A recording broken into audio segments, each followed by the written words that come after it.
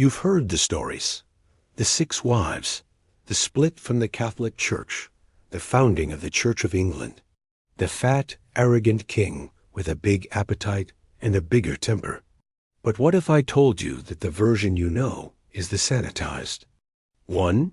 What if the real Henry VIII was so horrific, so decayed in both body and mind, that he made fictional tyrants look tame? That he reeked so badly he cleared out rooms? That his body literally exploded after death? Welcome to the uncensored legacy of a king whose rule was so brutal, so paranoid, so physically grotesque. It blurred the line between man and monster dot by the end of his life. Henry VIII was no longer a man. He was a decaying heap of royal flesh, held together by steel, arrogance, and denial. His waist ballooned to 54 inches. He weighed over 400 pounds, nearly triple the average man of his era. He couldn't walk without mechanical devices, and required teams of servants just to get out of bed. But the wait was only the beginning. Henry's legs were a horror, all there. Own covered in festering ulcers, gaping wounds that oozed pus and flesh day and night. These weren't sores, they were open graves, reeking so violently that courtiers would flee the room choking, clutching perfumed claws to their faces.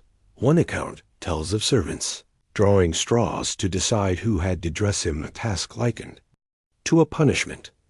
Modern doctors believe Henry suffered from Cushing's syndrome, a condition that explains his massive weight, mood swings, and rotting limbs.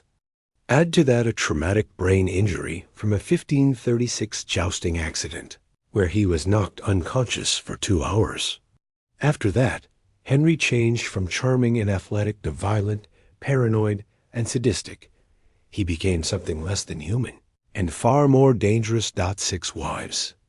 2 beheaded. But the real horrors they endured go far deeper than execution. Anne Boleyn wasn't just killed. She was publicly humiliated, falsely accused of incest with her own brother.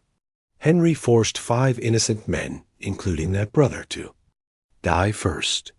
Anne was made to watch, her own execution looming as their blood spilled.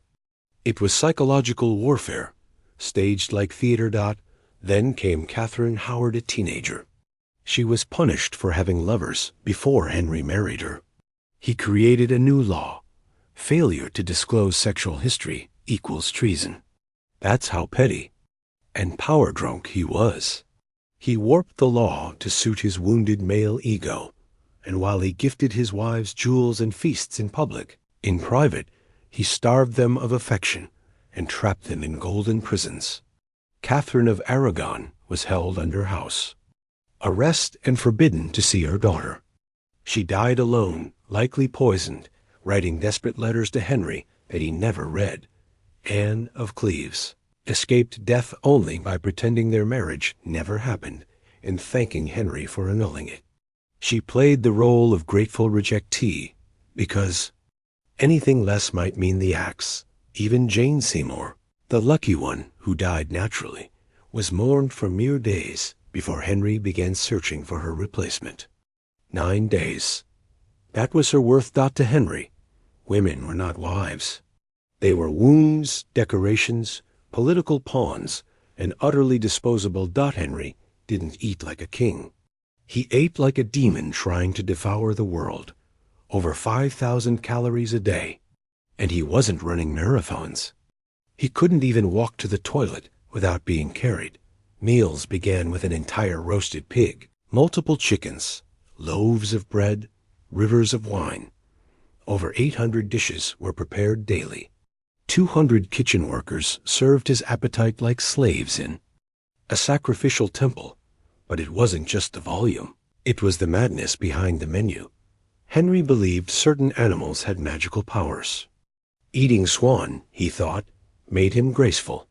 Eating deer would make him a better hunter.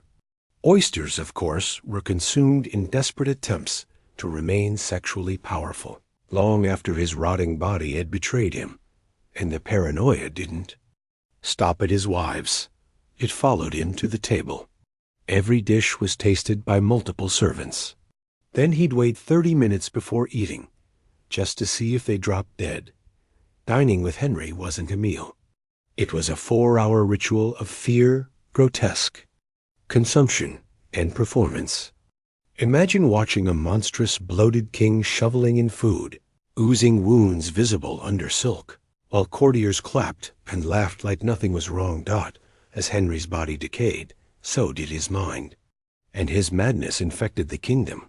His palaces became fortresses of spies, secret passages, and weapons.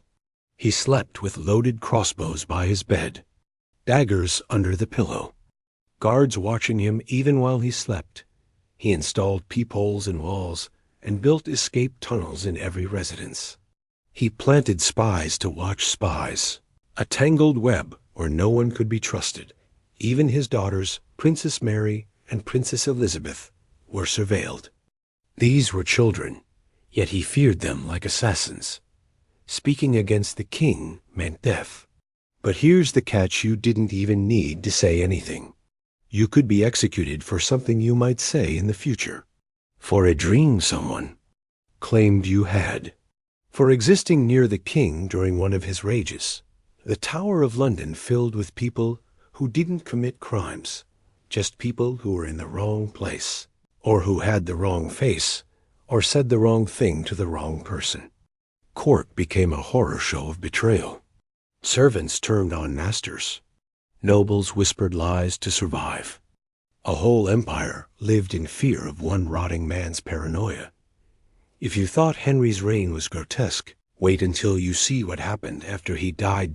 By his final weeks, he couldn't move. Servants carried him in a special chair. As they walked, chunks of his body fell off. Yes, literally rotting flesh dropped onto the palace floor as aides followed with cloths, cleaning up after the human disaster. When he finally died, no one wanted to go near his body. And for good reason. His corpse swelled with gas, his skin pulled tight like an overinflated balloon. Doctors fled the room to vomit. The smell was so foul, even medieval physicians couldn't stomach it. They wrapped his body in lead, sealed it in a coffin within a coffin, thinking that would contain the decay. It didn't. On the way to Windsor Castle, his coffin exploded. Yes, exploded.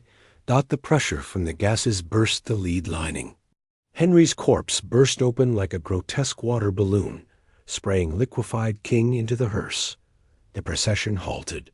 Servants used rags and buckets to clean up the remains. Even more disturbing, dogs were seen licking the remains off the road.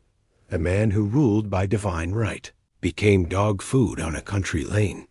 Even his grave couldn't contain him. The soil collapsed under the weight of his coffin.